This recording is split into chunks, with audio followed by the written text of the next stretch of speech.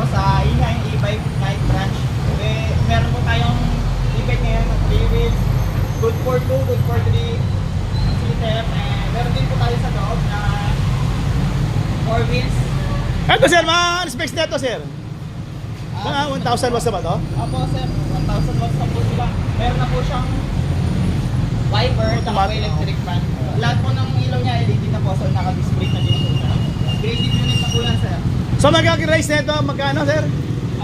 Dito po, we have a 35K, and sa kabila naman po 50K.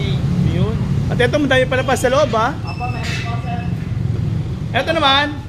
Dito naman po sa ating 4 wheels, 55,800 po sir. Meron po siyang electric fan, LED na ilaw. Tapos po electric fan wiper, and may reverse cam din po siya. Ah, may reverse cam na. Oh. Opo, meron po. Yan po. So ilang